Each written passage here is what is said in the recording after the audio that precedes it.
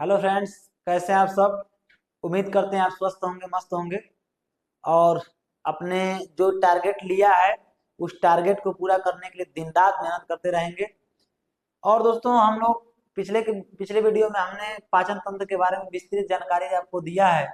उम्मीद करते हैं कि वह वीडियो आपको बहुत ही परीक्षा के लिए हेल्पफुल रहा होगा और बहुत ही अच्छे तरीके से समझ भी पाए होंगे। उसी कड़ी में आज जय प्रकरण का ही एक टॉपिक है श्वसन। तो श्वसन को समझेंगे और इसके बारे में जानकारी प्राप्त करेंगे बिल्कुल बेसिक तरीके से। तो चलिए दोस्तों, आज श्वसन के बारे में सीखते हैं और जानने का प्रयास करते हैं। ठीक है। सबसे पहले श्वसन शब्द अगर दिमाग में आता है या सुनने के लिए मिलता है तो मेरे दिमाग में एक ही बातें चलती हैं या किसी के भी दिमाग में यही बातें तुरंत चलने लगती हैं कि सांस लेना ही श्वसन है, जो कि हालांकि गलत है। सांस लेने को हम लोग श्वसन नहीं बोलते हैं। इस चीज को आपको याद रखना है।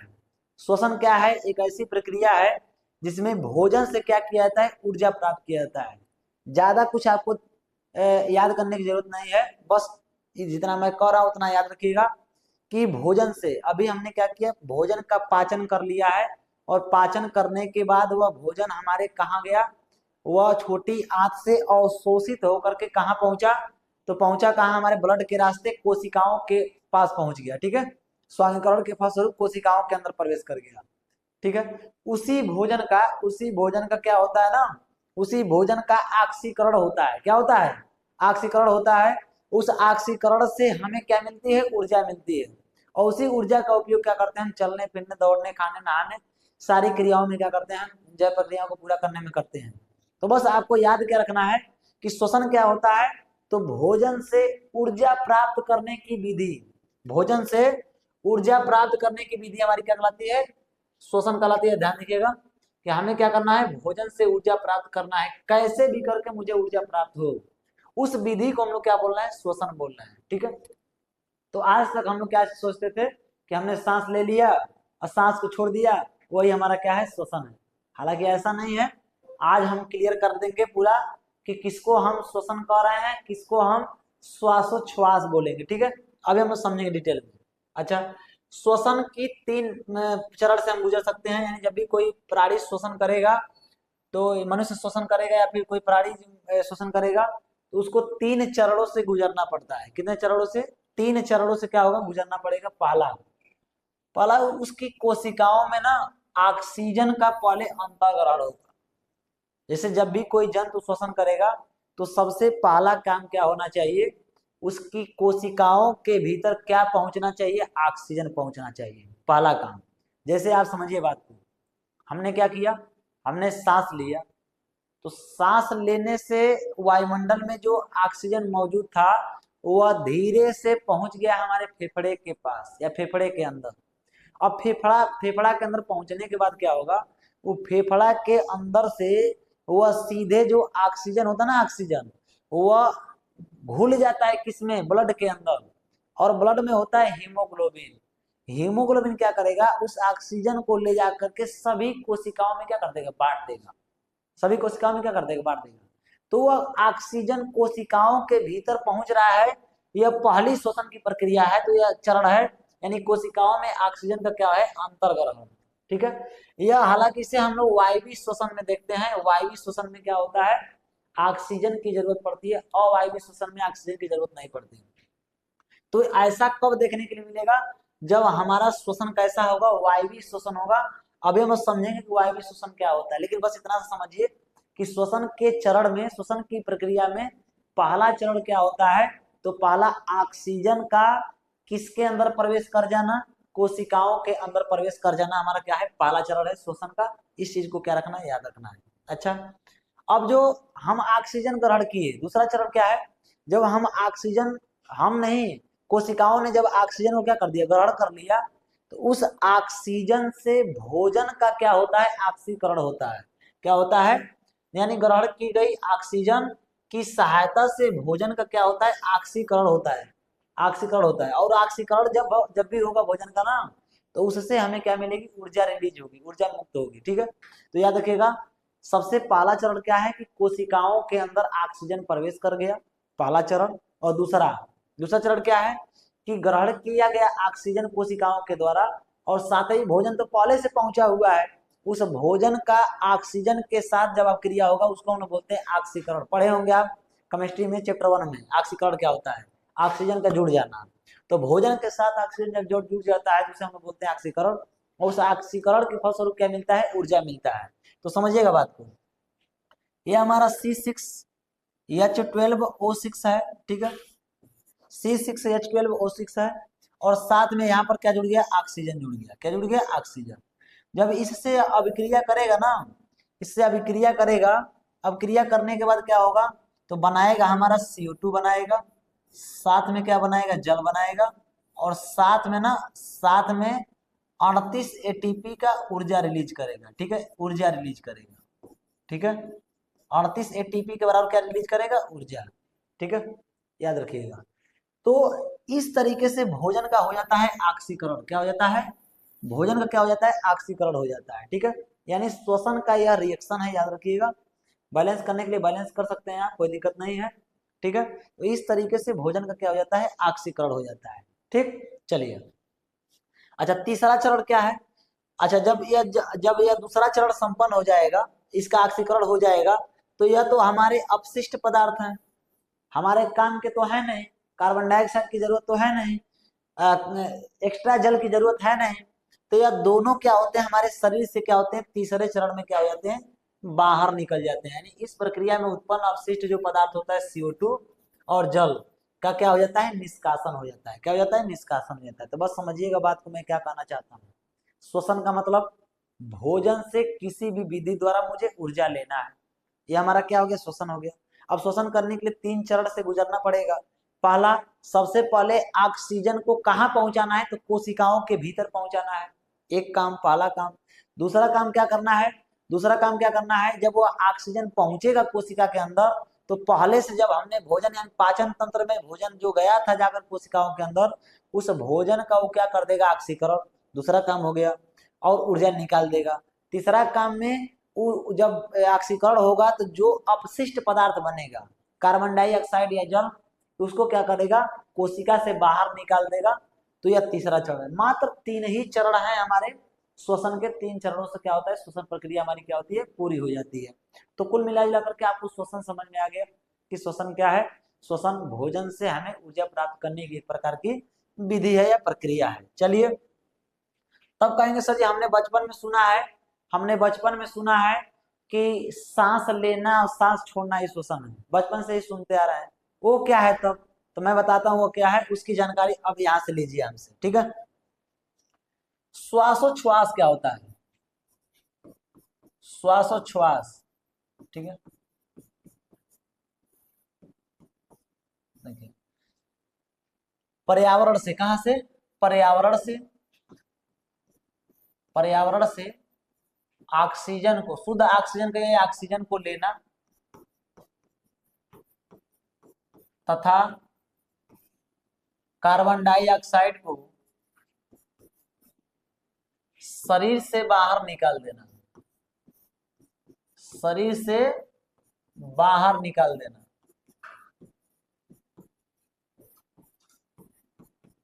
क्या कहलाता है, हमारा श्वासोच्छ्वास कहलाता है, ठीक है। यानी हमें क्या चाहिए, ऑक्सीजन चाहिए। तो पर्यावरण से जब हम ऑक्सीजन ले लिए, मतलब सांस लेना, इसी को साधारण भाषा में हम लोग कहते हैं सांस लेना, सांस लेना, सांस लेने की प्रक्रिया मतलब श्वासोच्छ्वास, सांस लेना, ठीक है। इसी को हम लोग साधारण भाषा में कहते हैं, आम बोलचाल की भाषा में सांस लेना कहते हैं। तो जब हम सांस लेते हैं मतलब ऑक्सीजन को ले लिए, और सांस छोड़ते हैं मतलब कार्बन डाइऑक्साइड को छोड़ दिए, तो कह सकते हैं कि सांस लेना और सांस छोड़ना, सांस लेना सांस छोड़ना क्या है, हमारा श्वासोच्छ्वास है, या सांस लेना कह सकते हैं, इसी को श्वासोच्छ्वास कह सकते हैं, ब्रीदिंग बोलते हैं इसे, ठीक है, याद रखिएगा। इसको हम लोग बोलते हैं ब्रीदिंग। सांस लेना और सांस छोड़ना क्या कहलाता है, हमारा ब्रीदिंग कहलाता है, श्वासोच्छ्वास कहलाता है। अच्छा, ये 2 टाइप का हो सकता है। पहला, एक होता है निश्वसन, निश्वसन, ठीक है, और एक होता है निःश्वसन, ठीक है, निःश्वसन। देखिएगा बहुत बारीक सा अंतर है इसमें, जो या 2 बिंदी इसमें नहीं है, इसमें 2 बिंदी, बस इतना ही सा अंतर है। निःश्वसन का मतलब होता है ना, ऑक्सीजन को लेना अंदर, ऑक्सीजन को अंदर लेना या सांस लेना, ऑक्सीजन को अंदर लेना, पर्यावरण से ऑक्सीजन को अंदर लेना। और निःश्वसन का मतलब होता है कार्बन डाइऑक्साइड को बाहर निकालना, कार्बन डाइऑक्साइड को बाहर निकालना। ये हमारा क्या होता है, ये हमारा क्या होता है, निःश्वसन और निःश्वसन होता है। यानी श्वासोच्छ्वास में दो प्रक्रिया होती है, एक सांस लेना और एक सांस बाहर निकालना। सांस अंदर लेना निःश्वसन, सांस बाहर निकालना निःश्वसन। ठीक है, इतनी सी बात आपको सबको समझ में आ गई। तो अभी तक जो बचपन से हम सुनते हुए आ रहे हैं श्वासोच्छ्वास था, वो श्वसन नहीं था, श्वासोच्छ्वास था। हाँ, श्वासोच्छ्वास श्वसन की ही प्रक्रिया है, श्वसन की प्रक्रिया में महत्वपूर्ण भूमिका निभाता है। हम सांस लेंगे नहीं तो ऑक्सीजन कैसे जाएगा कोशिकाओं के अंदर, तो यह श्वसन का ही एक हिस्सा मान लिया जाता है। इसलिए हम लोग बचपन से सोच रहे हैं कि सांस लेना सांस छोड़ना श्वसन है, जो कि गलत था। इस चीज को आप लोगों को याद रखना है डिटेल में। जब भी श्वसन होगा तो कहाँ होगा, कोशिकाओं के भीतर होगा। कहाँ होगा, कोशिकाओं के भीतर होता है। इस चीज को आपको याद रखना है। और मुझे उम्मीद लग रहा है कि आपका पूरा कॉन्सेप्ट क्लियर हो गया होगा, किसी प्रकार का कोई डाउट नहीं रह गया होगा श्वसन और श्वासोच्छ्वास में। ठीक है, चलिए, यानी श्वसन का मेन उद्देश्य क्या है, श्वसन का मेन उद्देश्य क्या है, तो श्वसन का मेन उद्देश्य है कि भोजन से ऊर्जा निकालना, भोजन से ऊर्जा निकालना। ठीक है, मेन उद्देश्य। और श्वासोच्छ्वास का क्या उद्देश्य है, श्वासोच्छ्वास का उद्देश्य है कि सांस लेना और सांस छोड़ना, बस। ठीक है, चलिए आगे बढ़ते हैं। अब श्वसन के प्रकार देखिए, तो श्वसन के प्रकार दो प्रकार के होते हैं। ठीक है, श्वसन के प्रकार देखिए, तो श्वसन हमारे कितने प्रकार के होते हैं, दो प्रकार। एक होता है वायवीय श्वसन और एक होता है अवायवीय श्वसन। ठीक, एयरोबिक होता है, एयरोबिक, एयरोबिक बोलते हैं इसे।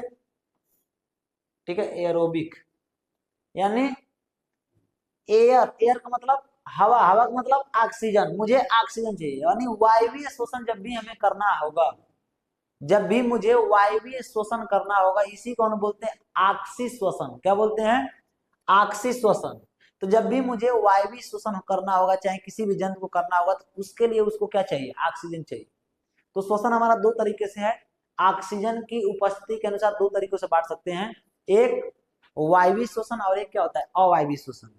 वायवीय श्वसन में ऑक्सीजन की जरूरत होती है, अवायवीय श्वसन में ऑक्सीजन की जरूरत नहीं होती है। ठीक है, तो याद रखिएगा।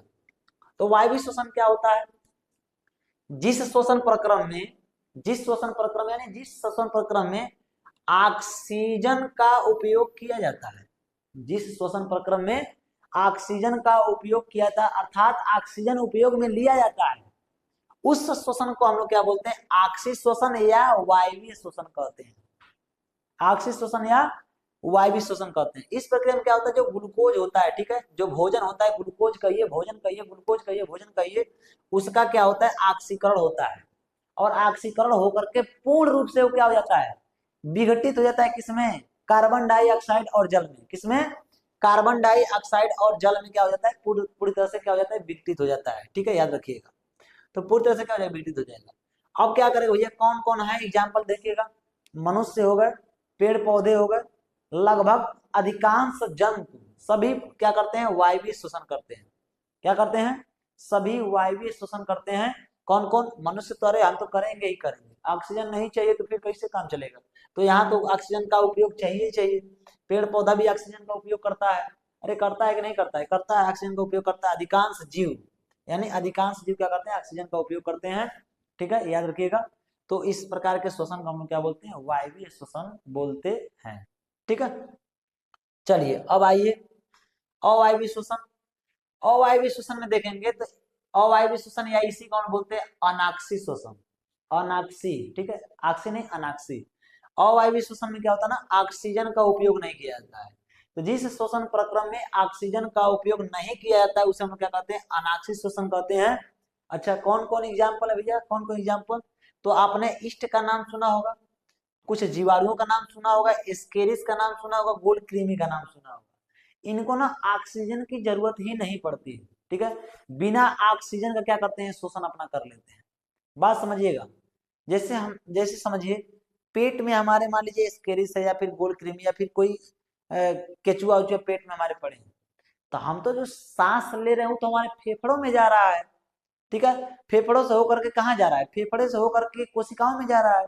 तो उसके पास तो ऑक्सीजन पहुंचा ही नहीं, उसके पास तो ऑक्सीजन पहुंचा ही नहीं। तो वो क्या करता है, वो क्या करता है, वह ऑक्सीजन नहीं पहुंचेगा तो वो क्या करेगा ना, ऑक्सीजन की अनुपस्थिति में क्या करेगा, वह एथेनॉल बना देगा और कार्बन डाइऑक्साइड बना देगा, ठीक है। एथेनॉल बना देगा और कार्बन डाइऑक्साइड बनाएगा और साथ में दो एटीपी यानी दो एटीपी ऊर्जा का क्या करेगा, दो एटीपी ऊर्जा बना देगा, ठीक है। तो याद रखिएगा। किण्वन का नाम आपने सुना होगा, किण्वन, फर्मेंटेशन बोलते हैं किण्वन, किण्वन आपने सुना होगा नाम, फर्मेंटेशन बोलते हैं किण्वन। यही है किण्वन का रासायनिक सूत्र। देखिए ध्यान से, हमने एक ग्लूकोज लिया, क्या लिया, एक हमने ग्लूकोज लिया। अब ग्लूकोज का क्या होगा, ग्लाइकोलाइसिस होगा, क्या होगा, ग्लाइकोलाइसिस। अच्छा ध्यान समझिएगा, जब भी अवायवीय श्वसन होगा ना, वो कोशिका द्रव में होगा, कहाँ होगा, कोशिका द्रव में। तो इसका क्या होगा, ग्लाइकोलाइसिस। ग्लाइकोलाइसिस का मतलब यह है कि ग्लूकोज का टूटना। ग्लाइकोलाइसिस का मतलब क्या है, ग्लूकोज का टूटना। अब यह ग्लूकोज टूटेगा ना, तो आपको पता है कि यह C6H12O6 होता है ग्लूकोज। इसमें कितने कार्बन है, 6 कार्बन है। तो यह टूट करके ना, टूट करके 3 कार्बन परमाणु वाला, 3 कार्बन परमाणु वाला, ठीक है, 3 कार्बन परमाणु वाला पायरुवेट अम्ल बनाता है, ठीक है। 3 कार्बन परमाणु वाला, 3 कार्बन परमाणु क्या बनाएगा, पायरुवेट अम्ल बनाएगा। तो जरा ध्यान समझिएगा, इसमें 6 कार्बन था, तो 6 का आधा क्या होगा, 3 कार्बन होगा। तो 3 कार्बन परमाणु वाला क्या बनाएगा, हमारा पायरुवेट अम्ल बनाएगा। अब यहाँ ऑक्सीजन तो है ना इसके पास, ऑक्सीजन तो है ना, क्योंकि ऑक्सीजन अनुपस्थित है, क्यों, क्योंकि अवायवीय श्वसन हो रहा है। तो जब अवायवीय श्वसन होगा तो ऑक्सीजन क्या होगा, अनुपस्थित होगा। तो ये क्या करेगा, ईस्ट की उपस्थिति में, किसकी उपस्थिति में, ईस्ट की उपस्थिति में इस पायरुवेट अम्ल को बदल देगा किसमें, इथेनॉल में। किसे बदल देगा, इथेनॉल में। और साथ में बनाएगा कार्बन डाइऑक्साइड, और साथ में 2 एटीपी क्या हो जाएगी, ऊर्जा मुक्त हो जाएगी। कितना एटीपी, 2 एटीपी ऊर्जा मुक्त हो जाएगी। बात समझ में आ गया सबको, ठीक है, किसी कोई दिक्कत। तो ये इसको हम बोलते हैं किण्वन। क्या बोलते हैं, किण्वन बोलते हैं, किण्वन विधि, या फिर किण्वन बोलते हैं, फर्मेंटेशन बोलते हैं। समझिएगा बात को, ठीक है। चलिए, तो जब भी ऑक्सीजन अनुपस्थित होगा, जब भी ऑक्सीजन अनुपस्थित होगा या फिर अवायवीय श्वसन होगा, उसमें पूरी तरीके से ग्लूकोज का ऑक्सीकरण नहीं होता है, वह एथेनॉल में, कार्बन डाइऑक्साइड में, साथ में 2 एटीपी ऊर्जा मुक्त करता है, ठीक है। बहुत लोगों के दिमाग में आ रहा है सर ऊर्जा, एटीपी एटीपी बता रहे हैं, एटीपी है क्या। एटीपी का फुल फॉर्म याद रखिएगा, एटीपी यह होता है एडिनोसिन ट्राइफॉस्फेट, ठीक है। एडिनोसिन ट्राइफॉस्फेट फुल फॉर्म है इसका, एडिनोसिन ट्राइफॉस्फेट, ठीक है। इसे ऊर्जा का ना सिक्का कहिए, क्या कहिए, इसे ऊर्जा का सिक्का कहा जाता है, ऊर्जा का सिक्का, ठीक है। ऊर्जा का यह सिक्का है, बात समझिए। मतलब ना, यह ऐसा सिक्का है जिसके अंदर ना ऊर्जा भरी पड़ी है, ठीक है। एक ऐसा पार्ट है, एक ऐसा बर्तन है, समझिए, इसके अंदर क्या भरी पड़ी है, ऊर्जा भरी पड़ी है। तो एक सिक्के के अंदर ऊर्जा भरी, फिर एक सिक्के को ऊर्जा भरी है, यानी 2 एटीपी का मतलब 2 सिक्के हैं और उसमें क्या भरा है, ऊर्जा भरा है। बस इतना सा दिमाग में आपको रखना है, ठीक है। चलिए आगे बढ़ते हैं। अच्छा, हमने बताया ना इसे किण्वन कहा जाता है, इसे किण्वन कहा जाता है। यह मोस्ट इंपोर्टेंट है, यह अगर सारी चीजें अगर आपको पता है तो फिर कहानी हमारी कुछ अच्छा बनने वाली है। ध्यान समझिएगा, ठीक है, बहुत मजेदार कहानी है, समझिएगा बात को। इस चीज को तो आपको एकदम रट के ही रखना है, एकदम रट लेना ही लेना है। मान लीजिए यहाँ पर हमारा क्या है, ग्लूकोज है, ठीक है। एक ग्लूकोज हमने लिया, ग्लूकोज का एक अणु लिया, ग्लूकोज का एक और ग्लूकोज का लिया। अब एक ग्लूकोज अणु का जब ग्लाइकोलिसिस होगा, क्या होगा, ग्लाइकोलिसिस, अर्थात ग्लूकोज का टूटना, यानी जब ग्लूकोज टूटेगा, अब कहाँ टूटेगा, तो कोशिका द्रव में टूटेगा। ध्यान समझिएगा, कहेंगे सर कोशिका द्रव में क्या होता है, कोई कोशिका है, इस कोशिका के केंद्र को छोड़ दीजिए, इस केंद्र को क्या कर दीजिए, छोड़ दीजिए, बाकी जो पार्ट बचता है उसको हम कोशिका द्रव्य बोलते हैं, ठीक है। तो कोशिका द्रव्य में क्या हो जाता है, यह टूट करके 2 पायरुवेट अम्ल का अणु बनाता है, ठीक है। 2 मॉलिक्यूल्स बनाएगा, क्या बनाएगा, 2 मॉलिक्यूल बनाएगा, 2 अणु बनाएगा, किसका, पायरुवेट अम्ल का, ठीक है। अब समझिएगा बात, अगर ऑक्सीजन अनुपस्थित है इस पायरुवेट अम्ल में, पायरुवेट अम्ल के साथ अगर ऑक्सीजन अनुपस्थित है, तो जब ऑक्सीजन अनुपस्थित है और उसके साथ ईस्ट है, क्या है, ऑक्सीजन अनुपस्थित उसके साथ क्या है, ईस्ट है, तो यह बनाएगा क्या, एथेनॉल, कार्बन डाइऑक्साइड और 2 एटीपी ऊर्जा मुक्त कर देगा। क्या कर देगा, 2 एटीपी ऊर्जा मुक्त कर देगा। ठीक है, इसी को हम बोल रहे हैं अवायवीय शोषण। क्या बोल रहे हैं, अवायवीय शोषण।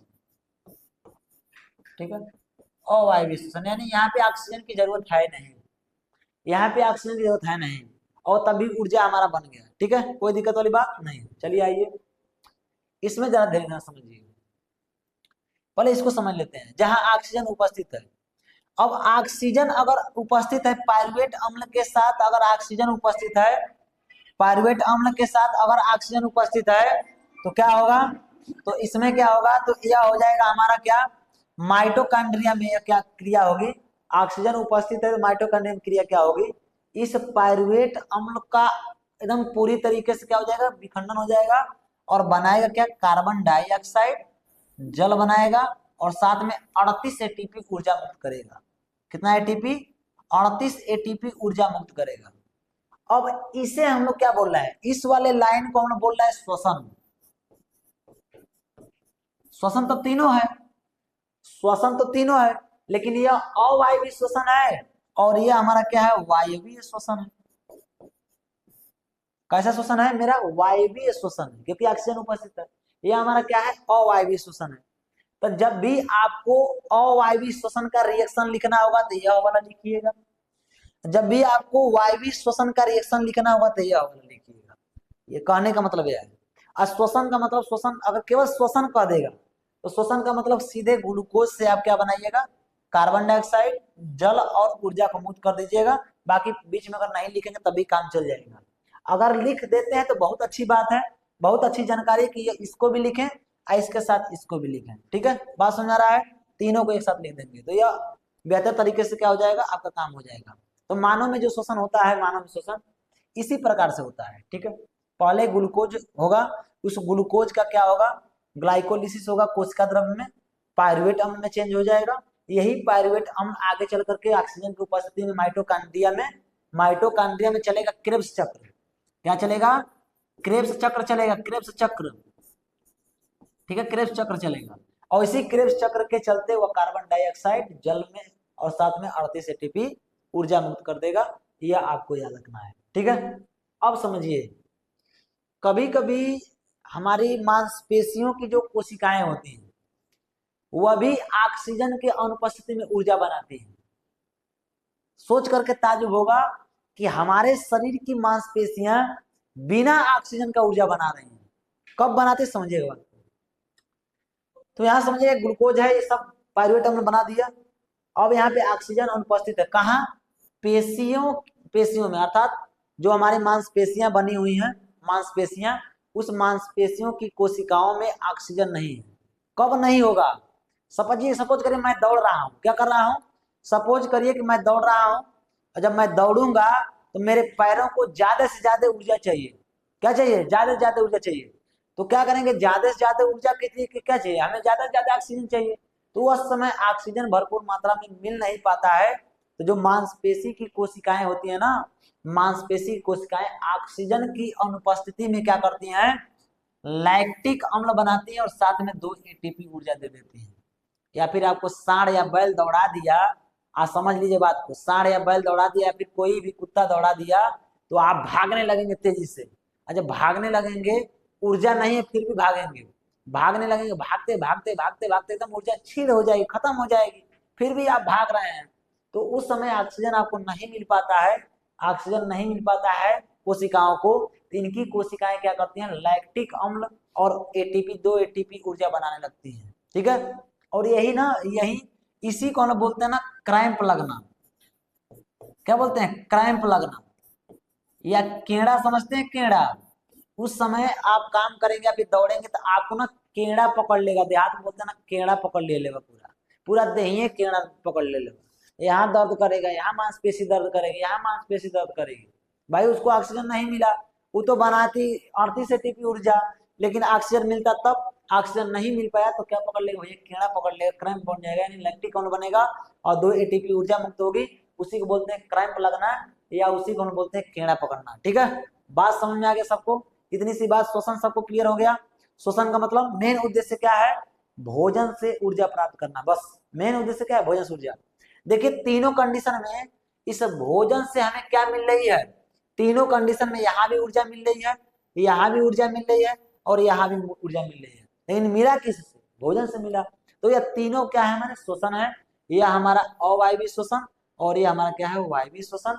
अवायवीय श्वसन मतलब ऑक्सीजन अनुपस्थित है, और वायवीय श्वसन मतलब ऑक्सीजन उपस्थित है, इसमें अनुपस्थित है। बात समझ आ गया सबको? किसी को दिक्कत नहीं है? यहाँ भी ऑक्सीजन अनुपस्थित है, यह विशेष रूप में मांसपेशियों में होता है, पेशियों की कोशिकाओं में होता है। इस चीज को आपको याद रखना है। ठीक है, ऊपर वाले को हम लोग बोलते हैं क्या? किण्वन। ऊपर वाले को बोलेंगे क्या? किण्वन, समझिएगा, किण्वन। और नीचे वाले को हम लोग बोलते हैं श्वसन। ठीक है, इसको हम लोग किण्वन भी बोलते हैं, किण्वन बोलते हैं। ठीक है, याद रखिएगा। यहाँ से आइए इस तरीके से, इसको हम लोग क्या बोलेंगे? किण्वन बोलेंगे। यहाँ से इस तरीके से, इसको हम लोग बोलेंगे श्वसन। यानी मानव में श्वसन का समीकरण यही हो जाएगा। ठीक है, तो श्वसन का अगर समीकरण लिखना चाहते हैं तो ये जब भी पूछे श्वसन का समीकरण लिखिए तो बस लिखिएगा C6H12O6 प्लस में क्या हो जाएगा? हमारा ऑक्सीजन हो जाएगा, और यह श्वसन होगा। श्वसन होगा तो क्या हो जाएगा? बनाएगा क्या? हमारा CO2 बनाएगा, साथ में जल बनाएगा, और साथ में हमारा क्या बनाएगा? 38 ATP ऊर्जा मुक्त कर देगा। बस इतनी सी बात आपको लिखनी है एग्जाम में। ठीक है, इतनी सी बात आपको छाप देनी है, धुआं धुआं करके आइएगा। मिलते हैं नेक्स्ट डे, तब तक के लिए जय हिंद, जय भारत साथियों। उम्मीद करते हैं वीडियो आपको बहुत ही प्यारा लगा होगा। अब पिछला वीडियो भी बहुत प्यारा लगा होगा। तो यह सीरीज जो चल रहा है, इस सीरीज को देखते रहिए और समझते रहिए। जो भी टॉपिक आपको समझ में ना आए कमेंट बॉक्स में लिख दीजिए, ताकि मैं दोबारा से उस टॉपिक को क्या करूं? कवर कर सकूं। तो बहुत बहुत धन्यवाद कि आप लोग इस वीडियो को या इस चैनल को आगे बढ़ाने में मदद करते हैं। आप लोगों का मैं आभारी हूँ, और कोशिश यह करूंगा कि बोर्ड एग्जाम आने से पहले आपके सारे क्वेश्चन का जवाब मैं इसी तरीके से देता रहूं। तब मिलते हैं नेक्स्ट डे, तब तक के लिए जय हिंद, जय भारत।